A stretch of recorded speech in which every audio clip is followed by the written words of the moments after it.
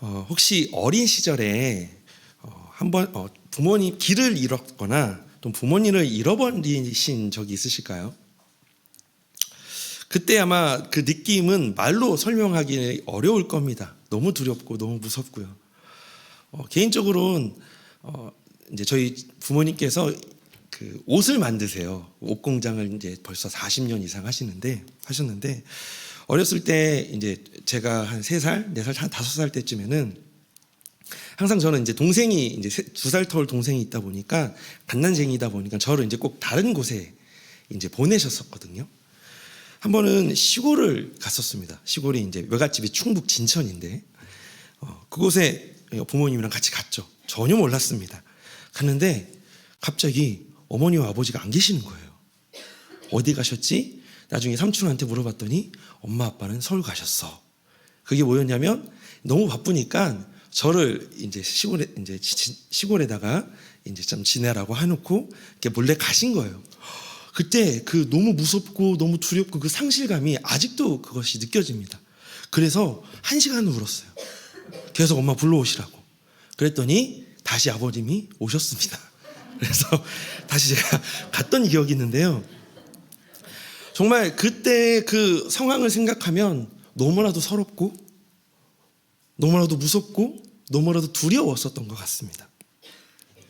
그런데 부모님이 딱 다시 오시니까 희두야, 그 말을 듣는 순간 다시 울었던 것은 없어지고 아빠 왔어요, 엄마 왔어요 하면서 다시 서울로 돌아갔던 그 마음이, 그 두려움이 아빠의 목소리, 엄마의 목소리를 듣는 순간 해소되어졌던 것들.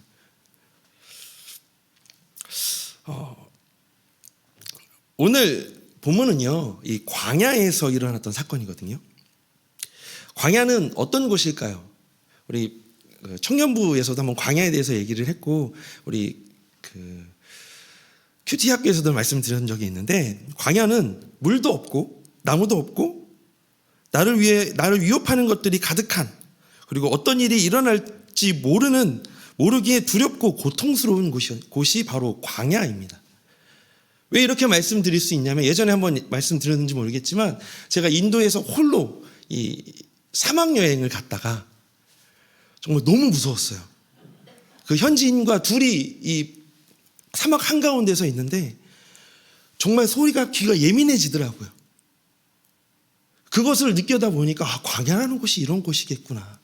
정말 순간 자칫 잘못하다가는 순간 목숨을 잃어버릴 것만 같은 그런 곳. 그런데 성경에서 나오는 광야라는 단어가 히브리어로 이런 단어랍니다. 미드바르라는 단어라고 해요. 이 단어가 어떤 단어에서 출발했냐면 다바르라는 단어에서 출발했다고 합니다. 이 다바르라는 동사는 말씀하다라는 의미래요. 이렇게 본다면 광야는 어떤 곳일까요? 말씀하시는 곳, 말씀이 있는 곳입니다. 즉 누구에게 말씀하시는 곳이냐면 바로 하나님의 자녀에게 말씀하시는 장소, 그것이 바로 광야라고 우리가 생각할 수 있습니다. 광야에는요, 아무것도 없기 때문에 우리에게 두려움과 우울함을 줄 수 있습니다. 그리고 그곳에서 우리는 반대로 하나님의 음성을 들을 수 있는 곳입니다. 왜냐? 광야는 말씀하시는 곳이기 때문에.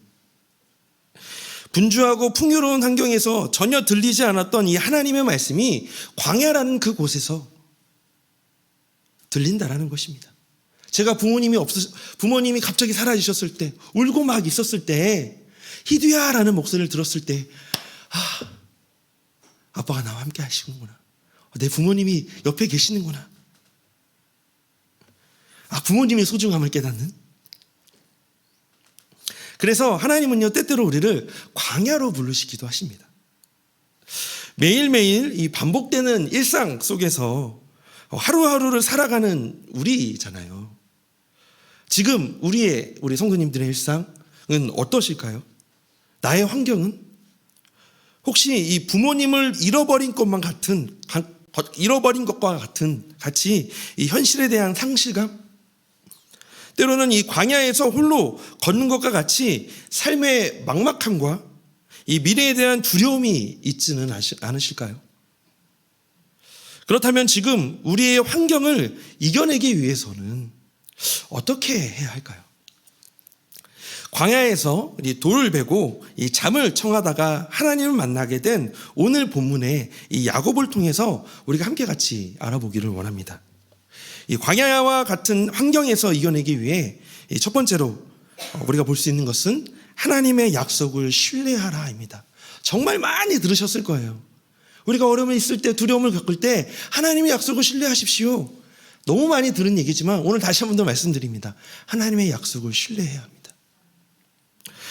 광야로 도망친 야곱의 삶의 여정은 너무나 초라했습니다. 왜 야곱이 광야로 도망친지는 아실 거예요. 왜냐하면 이 에서가 받아야 될 이 장자의 축복을 야곱이 대신 속여서 받았거든요. 그것을 알고 야곱이 에서가 야곱을 죽이려고 했습니다. 그 소식을 파악한 리브가가 이 야곱에게 너 여기 있다가는 죽을 수도 있으니까 저기 외삼촌 집으로 가라. 그래서 결국 하루아침에 부모님을 떠나고 자기의 삶의 터전에서 떠나서 외삼촌이 계시는 그 하란으로 가게 되는데 그 가는 과정 중에 홀로 그 광야에 가게 됐다라는 겁니다. 그의 회상에 의하면 창세기 32장 10절에 이런 말씀, 10절의 말씀이 있는데요. 그는 오직 지팡이 하나만 의지한 채 집을 떠났다라고 합니다. 당시 이 여행객들은요, 이 마을 사람들의 집에서 밤을 지내는 것이 관례였다라고 해요. 여행을 하다가 밤이 이제 깊어지면 광야에서 자는 것이 아니라 노숙을 하는 것이 아니라 어디 집에 들어가서 잤다라고 합니다. 그런데 이 야곱은 광야 한가운데서 불편하고 딱딱한 돌을 베고 그곳에서 노숙을 합니다. 이 야곱은 이 불편한 돌을 메고 누워 아무것도 보이지 않은 어두운 하늘을 보며 막막함을 느꼈을 거예요. 모든 평안함과 안정감을 떠나 홀로 광야에서 자신의 몸을 지켜야 했습니다. 주변의 환경은 어둡고 춥고 들짐승의 소리가 들리고 작고 미세한 소리까지도 예민합니다. 투벅투벅투벅. 이 소리에 얼마나 예민했을까요? 누구지? 누굴까? 어떤 것일까? 이뿐만이 아닙니다. 이 보이는 환경뿐만이 아니라 앞으로의 미래도 아마 걱정했을 겁니다. 나에겐 어떤 삶이 펼쳐질지. 하나님의 외삼촌에게로 가는 길이지만 그곳에서 어떤 일이 일어날까? 이 홀로 떠나는 이 미지의 삶은 그를 두렵고 더욱 고단하게 만들었을 것입니다. 그가 의지했던 아빠도 없어요. 그가 의지했던 엄마도 없습니다. 아무것도 없습니다. 자신을 쫓아올 것만 같은 이 에서형의 그 복수심만 항상 가지고 있는 채 두려움에 떨고 살았습니다. 그곳에서 그는 잠을 청하고 꿈을 꾸게 됩니다. 창세기 28장 12절의 말씀이거든요. 꿈에 본즉 사닥다리가 땅 위에 서 있는데 그 꼭대기가 하늘에 닿았고 또 본즉 하나님의 사자들이 그 위에서 오르락 내리락 하고. 하나님은 야곱가 잠을 청했을 때 그 꿈에서 사닥다리를 오르락 내리락 하는 하나님의 사자들을 보여주시며 하나님이 그와 함께 하셔서 항상 보호하고 계심을 알게 해주십니다. 그것을 통해서. 그리고 아브라함과 이삭에게 언약하신 대로 그에게 땅과 자손과 복의 근원이 되게 한다라는 약속을 이루실 것을 깨닫게 해주십니다. 또한 약속을 이루기까지 인도하실 것이라고 말씀하고 계세요. 한번 볼까요? 창세기 28장 13절에서 15절까지의 말씀입니다. 우리 함께 한 목소리로 읽어보도록 하겠습니다. 또 본즉 여호와께서 그 위에 서서 이르시되 나는 여호와니 너의 조부 아브라함의 하나님이요 이삭의 하나님이라. 내가 누워있는 땅을 내가 너와 내 자손에게 주리니 내 자손이 땅의 티끌같이 되어 내가 서쪽과 동쪽과 북쪽과 남쪽으로 퍼져나갈지며 땅의 모든 족속이 너와 내 자손으로 말미암아 복을 받으리라. 내가 너와 함께 있어 내가 어디로 가든지 너를 지키며 너를 이끌어 이 땅으로 돌아오게 할지라. 내가 내게 허락한 것을 다 이루기까지 너를 떠나지 아니하리라 하신지라. 아멘. 하나님은 어떤 상황에서도 하나님의 자녀를 능히 보호하시고 약속을 이루시는 분이십니다. 아무도 자신을 돌아보지 않으며 그 누구도 자신에게 관심이 없다고 생각했던 이 야곱에게 이제 어떻게 해야 되지? 이제 나는 어떤 삶을 살아야 되지? 이런 막막함 속에 있는 이 야곱에게 하나님은 이 꿈속에서 그 모습을 보여주시면서 그리고 이 약속을 말씀해 주시면서 내가 너와 함께하고 있다는 것을 말씀해 주고 계십니다. 위로해 주고 계시죠. 아마도 우리도 마찬가지이실 겁니다. 우리도 마찬가지 아닐까요?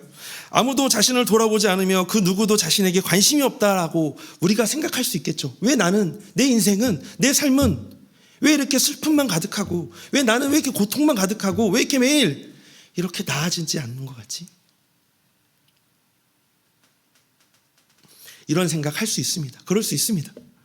그러나 하나님의 사자들이 하늘과 땅을 오르락 내리락 하면서 우리의 사정을 일일이 하나님께 아뢰고 있다는 것을 우리는 기억하셔야 됩니다. 기억하기를 원합니다. 고난뿐만이 아니라 그 어떠한 상황에서도 하나님은 항상 우리를 살피시고 보호하고 계심을 우리가 기억하였으면 좋겠습니다. 하나님은 우리를 보호하시며 약속으로 주어진 영광스러운 부활과 영생으로 우리를 이끌어 주시는 분이십니다. 여호수아서 1장 9절에 여호수아가 모세가 죽고 이제 다음 리더가 되어지는 상황 속에서 아마 엄청나게 두려웠을 겁니다. 왜냐하면 자신이 제일 의지했던 그런 정말 대단한 모세라는 리더가 있었는데 이제는 자신이 이 이스라엘 백성들을 이끌어가야 되는 상황이었습니다. 얼마나 두려웠을까요? 자신의 안정감도 없고 도대체 이제 어떻게 해야 되지? 그때 하나님께서 이 여호수아에게 이렇게 약속하셨습니다. 내가 내게 명령한 것이 아니냐? 강하고 담대하라.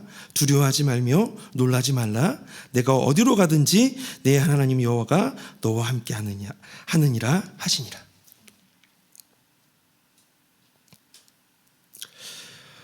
환난이나 어떤 상황 속에서도 우리에게 주어주실 이 하나님의 약속은 취소되거나 변경되지 않습니다. 그러기에 오늘 우리의 삶이 고단하고 좀 광야와 같고 아무도 나와 함께하지 않을 것 같은 그런 상황 속에서도 오늘 우리에게 주어진 말씀, 하나님의 약속을 신뢰하라. 하나님이 나와 함께 하시는구나. 오늘 이 말씀을 기억하시면서 우리의 삶을 살아가는 우리 성도님들이 되기를 주님의 이름으로 소망합니다. 두 번째는요, 광야와 같은 환경에서 이겨내기 위해서 두 번째는 하나님의 함께 하심을 믿으라입니다. 하나님이 함께 하심을 믿으라.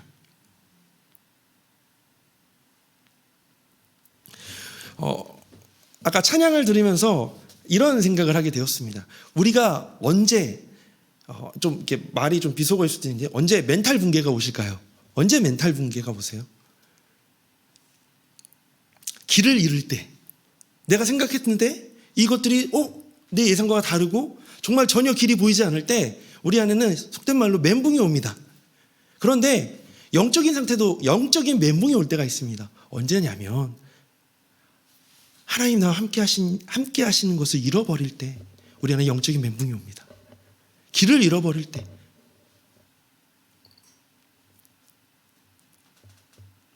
그렇기 때문에 우리는 하나님이 함께 하심을 꼭 믿어야 합니다. 16절에서 야곱은 잠에서 깨어 여호와께서 여기 계시는 것을 알지 못했다라고 고백합니다. 그리고 꿈을 통해 하나님이 그와 함께 하심을 분명히 알게 되었습니다. 17절 말씀입니다. 제가 한번 읽어보겠습니다. 이에 두려워하여 이르되 두렵도다. 이곳이요 이곳은 다름 아닌 하나님의 집이요 이는 하늘의 문이로다 하고, 오늘날 하나님의 자녀인 우리가 기뻐해야 할 것이 있는데요, 그것은 바로 하나님이 함께 하심입니다. 근데 우리가 날마다 이것을 항상 이렇게 가볍게 여기는 것 같아요. 하나님 우리와 함께 하심, 날마다 듣는데도 불구하고 진짜 하나님 함께 하시는 거 맞아? 하면서 내 앞에 있는 주어진 상황과 환경과 내 감정 때문에 기뻐하기보다는 불행해하고 또한 속상해할 때가 많은 것 같습니다. 하나님이 함께 하심은 다른 어떤 기쁨과 비교할 수 없는 것입니다. 우리가 예수님을 믿을 때 하나님은 성령으로 우리 안에 함께 하셔서 영원토록 떠나지 않으십니다. 하나님은 우리를 인도하시고 보호하시는 분이셔요. 바로 이것이 하나님의 자녀인 우리가 어떤 상황에서도 두려워하지 않고 담대하게 살아갈 수 있는 이유가 되어집니다. 또한 하나님의 함께하심을 믿는 자는 항상 그분을 경외하며 섬기고자 하는 마음이 있습니다. 하나님을 경외하는 자는 자기 몸으로 거룩한 산제사를 드리듯이 몸뿐만이 아니라 시간, 물질, 에너지 모든 것을 다 하나님을 위해 드리게 되어집니다. 그래서 야곱은 하나님과 함께하심과 약속을 깨닫고 소원을 하게 돼요. 그 말씀이 바로 창세기 28장 22절의 말씀입니다. 내가 기둥으로 세운 이 돌이 하나님의 집이 될 것이요 하나님께서 내게 주신 모든 것에서 10분의 1을 내가 반드시 하나님께 드리겠나이다 하였더라. 자신의 처지를 상징하는 베개로 삼았던 그 돌을 가져다가 기둥으로 세운 후 그 위에 기름을 붓고 하나님께 거룩한 약속을 했습니다. 약속의 내용은 이것이었어요. 하나님께서 나의 하나님이 되실 것이고 내가 세운 이 돌이 하나님의 집이 될 것입니다. 하나님께서 10분의 1을 하나님께 이 10분의 1을 드리겠다는 것입니다. 그것이 바로 이 야곱의 서원이었습니다. 광야에서 이 잠이 든 야곱은 꿈을 통해 하나님을 만나게 되었습니다. 그리고 하나님께서는 두려워하는 야곱에게 땅, 자손, 보호에 대한 하나님의 약속을 이 말씀을 통해서 해주게 되어집니다. 잠이 깬 야곱은 그곳의 이름을 베델이라고 부르고 하나님께 서원합니다. 이 베델이라는 것은 이제 하나님의 집이라는 뜻이에요. 우리의 상황과 관계없이 하나님은 늘 우리와 함께 하시는 분이십니다. 야곱을 통해서 오늘 말씀을 통해 우리는 분명히 알게 되어집니다. 날마다 우리 인생의 이 물음표와 같은 우리 인생 속에서 정말 하나님 계실까? 라고 고민하고 있을 때 지쳐서 이 돌베개, 어떻게 보면 이 돌을 베고 잔다라고 하는데 어떻게 보면 이것이 우리의 처지와 같을 것 같습니다. 돌과 같이 날마다 불편함을 베고 살아가는 우리의 인생 속에서 그렇게 잠을 자고 있을 때 하나님은 꿈을 통해 또 하나님은 말씀을 통해 하나님은 상황을 통해 우리에게 알려주시죠. 내 약속을 신뢰하라. 하나님은 나와 함께 하신다. 하나님은 어디를 가든지 우리를 지켜주시고 보호하시는 분이십니다. 야곱이 하나님을 만났던 장소는 어떤 특정한 곳이 아닌 자신의 일상에서였습니다. 길을 가다가 자신의 삶을 살아가려고 열심히 피해 가다가 그곳에서 하나님을 만나게 되었습니다. 그러므로 우리는 두려워할 필요가 없습니다. 왜요? 하나님 우리와 함께 하시기 때문에. 그래서 시편 118편 6절에서 9절은 이렇게 고백합니다. 이 말씀 우리 함께 같이 읽어보도록 하겠습니다. 여호와는 내 편이시라. 내가 두려워하지 아니하리니 사람이 내게 어찌할까. 여호와께서 내 편이 되사 나를 돕는 자들 중에 계시니 그러므로 나를 미워하는 자들에게 보응하시는 것을 내가 보리로다. 여호와께 피하는 것이 사람을 신뢰하는 것보다 나으며 여호와께 피하는 것이 고관들을 신뢰하는 것보다 낫도다. 아멘. 사랑하는 우리 성도님 여러분, 우리와 함께 하시는 하나님을 믿고 의지하는 우리의 매일의 일상이 되었으면 좋겠습니다. 주님이 보호하시고 우리의 길을 인도하실 것입니다. 그런데 우리가 이거 있죠. 하나님 나를 보호하시고 함께 하실 거야. 나를 지켜주실 거야. 그런데 우리가 항상 생각하는 것이 있죠. 성공의 길, 모든 것이 잘 되는 것, 모든 것이 순탄하게 풀려지는 것. 네, 솔직하게 다 그렇게 되었으면 너무 좋겠습니다. 그렇지만 우리 다니엘서를 통해서 우리가 배우듯이 그저께 말씀이었죠. 그렇게 하지 않으실지라도, 그래도 하나님이, 그렇게 하지 않으실지라도 하나님이 나와 함께 하심을 날마다 기억하셨으면 좋겠고, 그 속에서 하나님 우리의 마음을 지켜주실 것이고, 정말 너무나도 속상하고 고통스러워서 주저앉고 싶을 때도 하나님이 그 약속의 말씀, 하나님 함께 하심 때문에 내 마음과 내 삶을 지켜주시고 그 걸음을 걸어가게 해주실 것이라는 것을 믿고 또 오늘을 살아가는 우리가 되었으면 좋겠습니다. 그래서 오늘 이 말씀을 준비하면서 이 찬양의 가사가 좀 생각이 났습니다. 우리 광야를 지나며라는 찬양인데요. 혹시 이 찬양을 아시는지 모르겠어요. 이 찬양의 가사에 이런 것이 있습니다. 주님만 내 도움이 되시고 주님만 내 빛이 되시는, 주님만 내 친구가 되어주신 광야. 주님 손 놓고는 단 하루도 살 수 없는 곳, 광야, 그 광야에 서 있네. 주께서 나를 사용하시려고, 나를 더 정결하게 하시려고 나를 택하여 보내신 그곳, 그 광야. 성령이 내 영을 다시 태어나게 하는 곳, 그 광야. 그 광야와 같은 일상에서 주님을 의지하며 주님의 도우심을 구하고 그 도우심을 인정하고 그 도우심을 깨달으며 몸소 체험하며 살아가는 우리의 일상이 되기를 소망합니다.